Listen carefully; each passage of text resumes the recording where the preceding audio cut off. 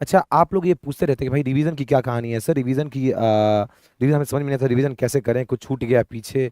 आपको जरा आपको जरा बहुत सिंपल सा, आप लोग हमेशा पूछते रहते हैं, थोड़ा सा आज चैप्टर स्टार्ट ही कर रहे हैं, एक चैप्टर कंप्लीट हुआ है, तो उसके पॉइंट ऑफ व्यू को लेते हुए जरा हम आज के क्लास के अंदर में जो हमारा आपको रिवीजन का प्रोसेस होना चाहिए, क्योंकि आप बोलेंगे सर क्यों सर, पहले भी पढ़ाइए ना ना ना, रुको रुको रुको रुको। हमने आपको फर्स्ट चैप्टर पढ़ाना ही स्टार्ट किया था, हमने आपको कुछ बताया नहीं। हमें सब हम मतलब टीम से मुझे बोला गया कि पहले बच्चों को इंस्ट्रक्ट करिए कि कैसे कैसे उनको काम करना है। हमने आपको सीधा स्टार्ट कर दिया स्थिर वैद्युत की सर, आवेश तथा विद्युत क्षेत्र, तो आप लोगों ने भी स्टार्ट कर लिया, लेकिन जब उसमें वेक्टर की कहानी आई, बेसिक मैथ की कहानी, तो आप लोग बहुत बहुत परेशान हुए। तो वैसा इस बार नहीं कुछ करना है। जैसे आपकी सबसे बड़ी प्रॉब्लम जो है, मतलब सब बच्चों की जो बहुत बड़ी दिक्कत होती है सर, वो ये है कि रिवीजन रिवीजन कैसे करें। रिवीजन है, रिवीजन तो करना है, लेकिन कैसे करें ये सवाल है, कैसे करें सर। अब इसका बहुत ही आपको हम बेसिक फंडामेंटल बताते हैं। रिवीजन का मतलब कभी भी ये नहीं होता है कि मान लो हमने अगर इलेक्ट्रोस्टैटिक चैप्टर को खत्म कर लिया है, मतलब जो हमारा स्थिर वैद्युतिकी का जो पहला चैप्टर है वो क्या होता है भाई, इलेक्ट्रिक चार्जेस एंड फील्ड, मतलब विद्युत आवेशता क्षेत्र।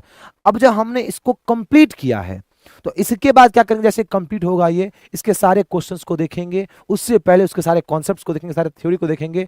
पूरे थ्योरी को देखने के बाद जो थ्योरी के अंदर में क्लासेस में बहुत सारे क्वेश्चंस हुए हैं, हम उनको भी उसके साथ साथ रिवाइज करेंगे। और फिर बाद में जो हमें एक्स्ट्रा से आपको क्वेश्चंस मिले हैं in the form of DPP, वो चाहे आपको नीट के फ्लैशबैक हो, चाहे आपके पीवाईक्यूज हो, उन सब के स्वरूप में आपको क्वेश्चन मिले, आप उनको देख के रिवाइज करेंगे, ठीक है। उनमें से कुछ क्वेश्चन बनेंगे, कुछ क्वेश्चन नहीं बनेंगे, जो नहीं बनेंगे आपको उनके जब सोल्यूशन अपलोडेड होंगे, मतलब अपलोड होंगे, तो आपको दिख जाएंगे, चलो ठीक है, वो बात अलग है। रिवीजन कर लिया। अब हम सेकंड चैप्टर पे आ जाएंगे, वो क्या, पोटेंशियल एंड कैपेसिटेंस, मतलब क्या विभव तथा धारिता। अब बच्चे क्या करते हैं, फर्स्ट को कंप्लीट किया, फर्स्ट चैप्टर फर्स्ट, ध्यान से देखो भाई, चैप्टर फर्स्ट हमने क्या किया सर, चैप्टर फर्स्ट हमने कंप्लीट किया। चैप्टर फर्स्ट क्या, जब कंप्लीट हुआ, जब कंप्लीटेड कंप्लीटेड तो कंप्लीट होते ही इसकी रिवीजन कर डाली, रिवीजन कर, इसकी रिवीजन क्या हुआ, हमने कर दिया। अब चैप्टर टू स्टार्ट हुआ, टाइम के साथ ये भी क्या होगा, कंप्लीट होगा। चैप्टर टू कंप्लीट करने के बाद जब रिवीजन करने आते हैं बच्चे, तो इसकी रिवीजन करते हैं। और अब देखना, इसकी रिवीजन करेंगे। चैप्टर टू कम से कम लेगा आपको, तो कितना कितना लेक्चर लेगा सर, 15 लेक्चर्स लेगा, 15 लेक्चर्स, ठीक है। 15 लेक्चर से आप बच्चा बोल लें 10 से 15 लेक्चर्स हम आपको लेके जाएंगे, ठीक है। हम बच्चा मान लेते हैं 15 लेक्चर में खत्म हुआ। तो बच्चे ने मतलब मान लो कि इस चैप्टर के 20 लेक्चर के बाद सर क्या किया, जब चैप्टर खत्म हो गया तो उसने पूरे लेक्चर्स की, पूरे नोट्स की, पूरे चैप्टर की एक साथ रिवीजन कर डाली। फर्स्ट चैप्टर के कंप्लीट होते ही उसकी रिवीजन पूरी कर दी एकदम अच्छे से। अब क्या करेंगे, इसको कंप्लीट करने का जब वो सेकंड चैप्टर पे आएंगे, तो इन 15 लेक्चर्स को जब वो देख रहे होंगे, तो 15 लेक्चर्स को कंप्लीट करने के बाद वो इसी चैप्टर की रिवीजन करेंगे।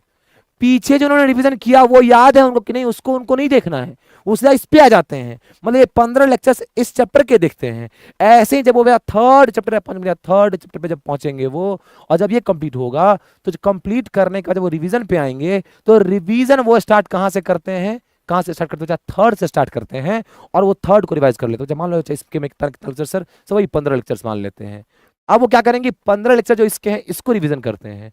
भाई मेरे, जैसे जैसे चैप्टर खत्म हो रहा है और जब आप रिवीजन करने बैठ रहे हो, तो आप उस चैप्टर को रिवाइज कर रहे हो जो आपने जस्ट खत्म किया है। तो भाई ऐसे में क्या होगा कि आप जो नई चीजें पढ़ रहे हो वो तो आपको अच्छे से याद रहेगी, लेकिन जो पीछे की चीज आपने बहुत टाइम में पहले, 15 दिन पहले आप कंप्लीट किए रहोगे, रिवाइज किए रहोगे, वो तो पूरा भूल जाओगे ना। रिवीजन का सबसे खतरनाक तरीका है, सबसे गलत तरीका है ये। जो बच्चा इस गियर में आ जाता है भाई, वो बहुत परेशान होता है, बहुत फंस जाता है, बहुत खुद को फ्रस्ट्रेट महसूस करता है। क्यों, रीजन ये है, अरे भाई चैप्टर्स बड़े बड़े हैं। हमारे ट्वेल्थ के जो 4 चैप्टर्स है स्टार्टिंग के, भाई बहुत बड़े बड़े चैप्टर्स हैं यार। कोई ऐसा चैप्टर है ही नहीं जो 10 लेक्चर से कम के अंदर में आ जाए, इम्पॉसिबल। इतने लेक्चर तो कम से कम चाहिए, अगर बहुत कम ही करेंगे हम तो इतने लेक्चर को चाहिए ही। अब 10 लेक्चर का सेंस होता है कि 10 दिन, उसका बच्चा आप अपना टाइम लेंगे क्वेश्चंस को सॉल्व करने के लिए, फिर आपके पास जो डीपीपीएस की सॉल्यूशन अपलोडेड होगी उसको चेक करेंगे, उसको समझेंगे। तो ऐसे में क्या होगा कि भाई एक चैप्टर को कंप्लीट किया मान लो आपने 15 दिनों में, आधे महीने में, फिर नेक्स्ट चैप्टर को कंप्लीट किया आधे महीने में। तो आधे महीने में करने के बाद जब आप रिवीजन स्टार्ट कर रहे हो, तो आप तो जो चैप्टर खत्म हुआ उसकी रिवीजन स्टार्ट कर रहे हो, भाई पीछे जो आपने पढ़ लिया उसकी रिवीजन कौन करेगा। यही सबसे बड़ी दिक्कत है रिवीजन की। रिवीजन जब भी स्टार्ट करो, मान लो फर्स्ट कंप्लीट हुआ, तो हमने इसकी पूरी रिवीजन कर डाली। अब जब सेकंड की मान लो कि हम फर्स्ट लेक्चर पे हैं, सेकंड के फर्स्ट लेक्चर पे हैं, जब ये कंप्लीट हुआ तो रिवीजन करने इसकी आते हो, तो इसकी रिवीजन जब करने आओगे तो भाई यहां से स्टार्ट करो। क्यों क्यों क्यों क्यों क्यों? अरे आपने पूरे चैप्टर कंप्लीट करने के बाद आपने जस्ट रिवीजन करी है ना, और उसके जस्ट बाद आप फर्स्ट लेक्चर पे आए हो, तो ये तो आपको ऑलरेडी याद होगा।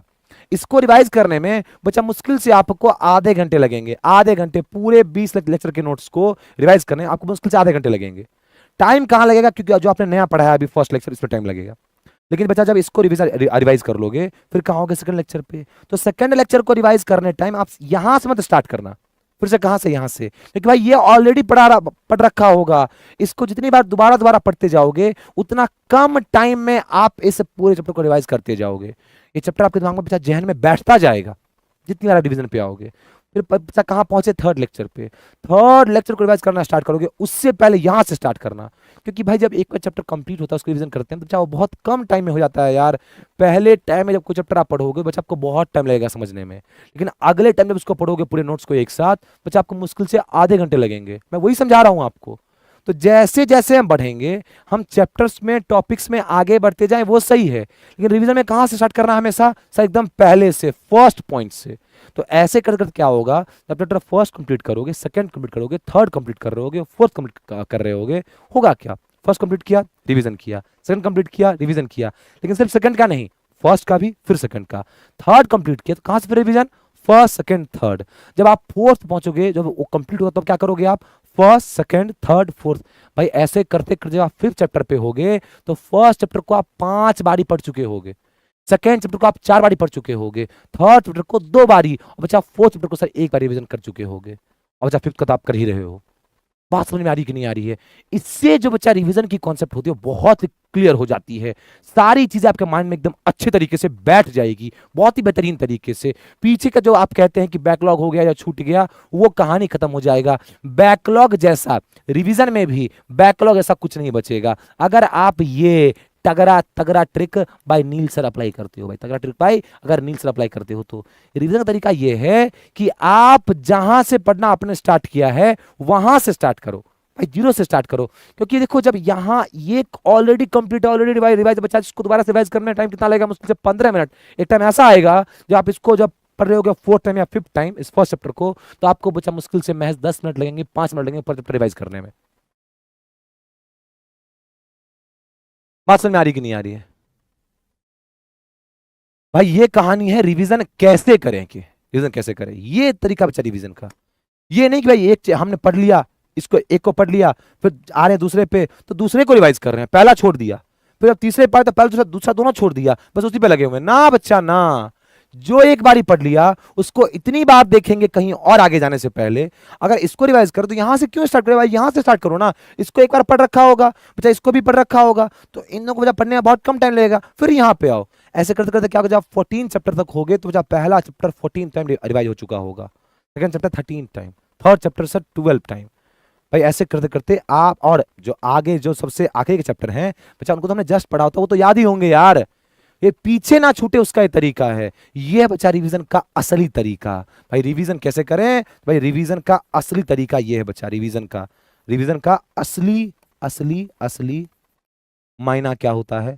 असली मायने, ये बच्चा मकसद होना चाहिए रिवीजन का, ये रिवीजन का तरीका है जो मैं खुद भी फॉलो करता हूँ। अगर बच्चा हम लोग भी अगर ऐसा ऐसा कर दें कि जो चैप्टर पढ़ा रहे हैं बस हमें वही रिकॉल रहे, यार ये तो सब कर लेंगे, कौन सी बड़ी बात है।